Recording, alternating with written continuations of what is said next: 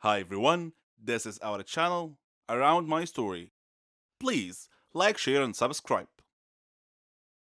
Lorsque la plupart des gens pensent à la dépendance, ils pensent automatiquement aux drogues. Cependant, une personne peut être dépendante de beaucoup d'autres choses, y compris le shopping, les réseaux sociaux ou, selon mon expérience, les jeux vidéo. J'ai essayé les rencontres en ligne pendant une courte période et j'ai rencontré un homme. Nous nous sommes entendus instantanément. Il était tout ce que j'avais toujours voulu. Il était grand et drôle, s'habillait très bien, avait de beaux cheveux et un bon travail. Nous n'étions jamais à court de sujets de conversation, et il me faisait rire. Au bout de quelques mois, ces jeux ont commencé à s'infiltrer dans notre relation. Je faisais 45 minutes de route pour aller à son appartement et il jouait à des jeux pendant un certain temps. Au début, cela ne me dérangeait pas. Je m'asseyais et surfais sur Pinterest ou regardais la télévision sur le canapé pendant qu'il jouait. Puis, une fois sa partie terminée, il consacrait toute son attention à moi. Il se plaignait que son ex-copine se fâchait contre lui à cause de ses jeux, mais j'étais différente. J'étais décontractée et cool, et je ne faisais pas toute une histoire pour quelques jeux vidéo de temps en temps. La plupart des hommes aiment les jeux vidéo, je le sais parce que j'ai un frère et des cousins. Mais une fois que nous nous sommes sentis plus à l'aise l'un avec l'autre, les jeux vidéo sont devenus de plus en plus fréquents. Presque chaque fois que j'allais chez lui, il était sur son ordinateur, la souris et le clavier cliquant à toute vitesse. Il criait sur l'ordinateur et parlait à ses amis dans son casque.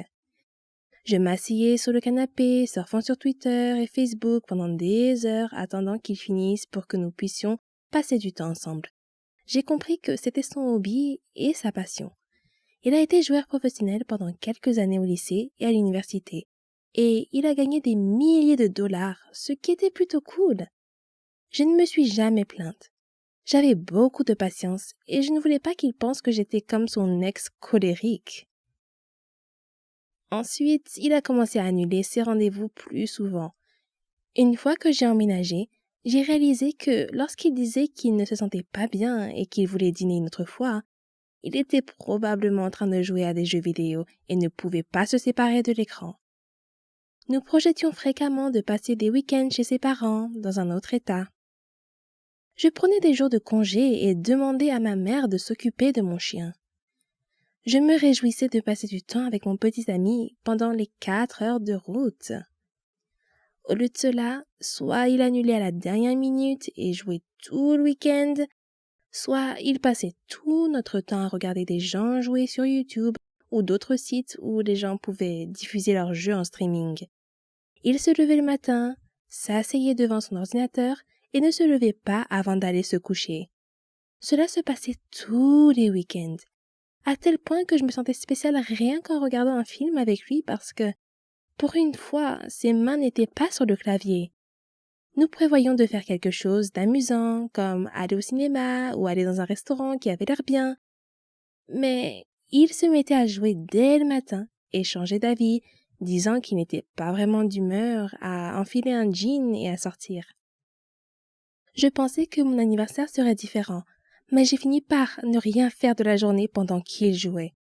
Ce n'est qu'au moment de sortir dîner avec ma famille qu'il a finalement réussi à se séparer de son écran.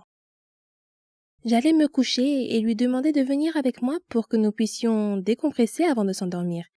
Il me disait qu'il serait là dans 1 minute, mais la plupart du temps, je m'endormais seule pendant qu'il jouait à des jeux. Il arrivait finalement au lit des heures plus tard, alors que je m'étais déjà endormie. Je me suis rendu compte qu'il avait un problème après notre rupture et j'ai enfin compris que ce n'était pas un comportement normal. C'est bien d'aimer les jeux vidéo, mais quand cela prend le dessus sur votre vie et détruit plus d'une relation, cela pose un problème. Il a admis qu'il avait une dépendance aux jeux vidéo. Mais tant qu'il n'aura pas reçu d'aide, il sera toujours en couple avec son ordinateur. Vous savez, parfois la vérité est encore plus étrange que la fiction, surtout si vous avez un sombre secret dans votre vie qui vous mettra en danger s'il était révélé. C'était mon cas. Et voici mon histoire. Je m'appelle Charlotte et j'ai 17 ans. Je vis avec ma mère. Mon père est décédé avant ma naissance. Alors ma mère a dû m'élever toute seule. Ma mère savait tout de moi. Mes études, mes amis. Elle avait certaines règles que j'étais censée suivre. Par exemple, il était interdit de manger à l'extérieur, je ne pouvais pas être amie avec quelqu'un sans qu'elle sache tout sur lui avant, etc. Je trouvais ces règles assez paranoïaques, et je lui ai demandé pourquoi elle imposait de telles restrictions pour que je me fasse des amis. Elle m'a répondu simplement que de nos jours on ne peut faire confiance à personne. Mais ce n'était pas une réponse très satisfaisante. Et quand je lui ai demandé ce que cela signifiait, elle n'a rien dit de plus. En grandissant, ces règles me déconcertaient encore plus, et je ne pouvais pas m'empêcher de me demander si elles avaient un rapport avec mon père, dont je ne savais rien. Maman disait toujours qu'il était un trouble fait, et elle me disait que tout serait clair pour moi avec le temps. Un jour férié, j'ai rejoint un nouveau groupe. Nous avons fait beaucoup de concerts. C'était génial! J'étais douée pour jouer de la musique et chanter. Quand nous sommes allés camper, nous avons rencontré des étudiants d'autres pays. Nous nous sommes fait beaucoup de nouveaux amis et nous nous sommes amusés ensemble. Nous avons même eu la chance d'accroître la notoriété et la réputation de notre groupe. Après notre première représentation au camp, une fille asiatique s'est approchée de moi et m'a serré dans ses bras en disant « Charlotte, tu m'as beaucoup manqué !» Prise au dépourvu, j'ai demandé « Est-ce que je te connais ?» Elle m'a encore surprise en disant « Tu ne me reconnais pas? Je suis Marie, ton amie !» J'ai souri et j'ai répondu « Tu dois te tromper. Je ne te connais pas. » Après avoir insisté sur le fait qu'elle était bien mon amie, elle s'est excusée et est repartie en courant rejoindre ses amis. Bizarre. Maintenant que j'y pense, j'ai souvent eu l'impression étrange que quelqu'un m'observait partout où j'allais. J'ai essayé de me débarrasser de ce sentiment à plusieurs reprises, mais je n'ai jamais pu. Je me disais simplement que ça devait être mon imagination. Ce soir-là, nous sommes tous allés faire une excursion dans la jungle. Il faisait très sombre. J'étais séparée du groupe et je me suis retrouvée seule, entourée d'arbres. J'ai appelé mes amis, mais personne ne m'a entendu. Soudain, je suis tombée sur quelqu'un. Une fille, semble-t-il, et je me suis excusée. Quand je me suis retournée pour la regarder, j'ai été choquée de voir moi-même, ou mon double. C'était comme si je me regardais dans un miroir. Qui es-tu? Ai-je demandé. Je suis Charlotte, a-t-elle répondu simplement. C'est impossible. Je suis Charlotte, dis-je avec assurance. Es-tu avec nous ici au camping? Oui, dit-elle. Je lui ai demandé quel était le chemin du retour vers le camping. Elle a indiqué une direction et nous sommes repartis. Alors que nous marchions, son téléphone a sonné. C'était son père. Il était inquiet pour elle et voulait s'assurer qu'elle allait bien. Nous sommes arrivés à nos tentes sans incident et j'ai dit « C'était vraiment agréable de te rencontrer, Charlotte. Je te verrai demain ?» Je ressentais une forte connexion avec cette fille pour une raison quelconque. Puis je me suis rendu compte que j'avais oublié mon sac et je suis allée le chercher. Et de nouveau, j'ai eu ce sentiment inquiétant d'être observée. Soudain, quelque chose me frappe à la tête.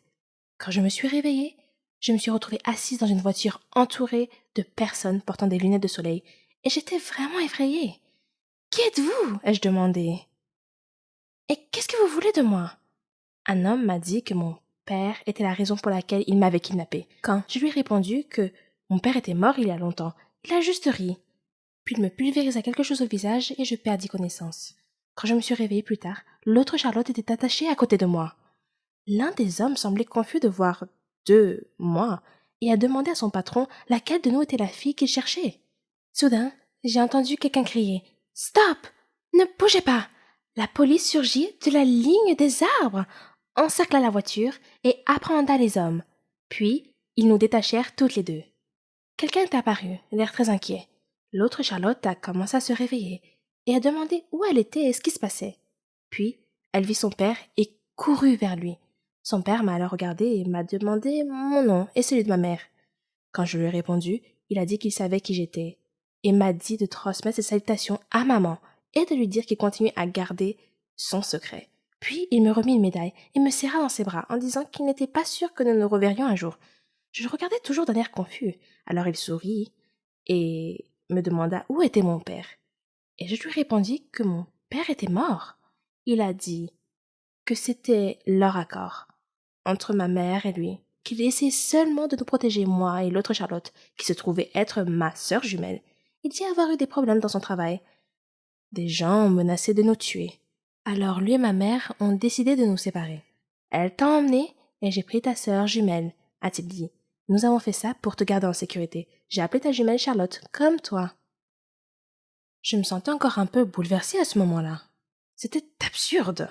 Je ne pouvais pas le croire. Soudain, j'ai entendu quelqu'un m'appeler. Charlotte, réveille-toi! C'est l'heure de notre voyage. Tu as dû faire un cauchemar car tu criais.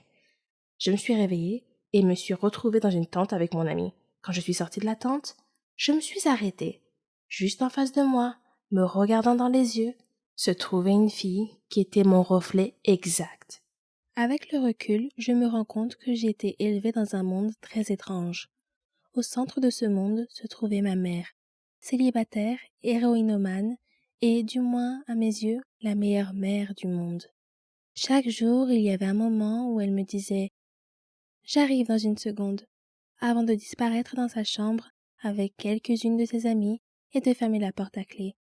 À 7 ans, je restais longtemps devant cette porte fermée à clé, essayant d'imaginer ce qui se passait de l'autre côté. Il m'a fallu des années pour comprendre ce qu'elle faisait là-dedans. Pendant longtemps, j'ai pensé que les adultes faisaient une sorte de sieste. Ils sortaient de cette pièce si calme, si détendu et si joyeux. J'avais l'impression de rater quelque chose, car même après des nuits complètes de sommeil, j'étais toujours fatiguée. Je voulais devenir exploratrice plus tard, et je savais que cela me demanderait beaucoup d'énergie. Ma mère avait énormément d'amour à donner, et c'est moi qui en recevais le plus. Nous jouions ensemble tous les jours pendant des heures, et nous rêvions d'aventures ensemble. J'étais Link, elle était Zelda, et notre mission était de vaincre le méchant démon qui vivait à quelques pas de notre maison dans l'ouest de l'Autriche. Tout d'abord, nous devions nous procurer une carte, afin de pouvoir localiser le démon et le détruire. Si ma mère était trop fatiguée pour notre mission, elle devait boire une potion à base de gousses de pavot pour reprendre des forces. Ma mère recevait généralement ses amis chez elle, comme Werner, qui m'a dit qu'il tirait son énergie de la nature et des arbres. Werner me racontait toujours les heures de gloire du club de football autrichien, tandis que le petit ami de ma mère, Adam, m'a appris à jouer aux échecs quand j'avais 6 ans. Il avait appris à jouer pendant son séjour en prison. Le seul mensonge que ma mère m'ait jamais raconté est sans doute que mon père était mort dans un accident de voiture avant ma naissance. Ce n'est que des années plus tard, lorsqu'Adam et elle sont devenus abstinents, qu'ils m'ont expliqué que mon père biologique était mort d'une overdose d'héroïne. Après avoir passé quelques mois en prison pour possession de drogue, il avait pris sa dose habituelle, mais sa tolérance avait baissé pendant qu'il était en prison, et la dose s'était avérée trop forte. Dans sa douleur, ma mère enceinte a envisagé de se suicider, mais un livre qu'elle a lu l'a convaincue qu'elle se réincarnerait sous la forme de vie la plus inférieure si elle le faisait. À l'école, j'étais un peu une enfant turbulente, grossière et mal élevée, mais c'était la norme là où j'ai grandi. Nous vivions dans un grand appartement vert au rez-de-chaussée d'un immeuble. Nous ne faisions confiance à personne qui se donnait la peine de frapper à la porte principale, car seule la police et le facteur le faisaient. Pour moi, c'était la même chose. Tous les autres passaient par le balcon et entraient directement dans notre salon. Un visiteur fréquent était le dealer de ma mère, que nous appelions le grec. Une fois, alors que maman était dans sa chambre, le grec m'a forcé à boire un verre avec lui. Je n'avais que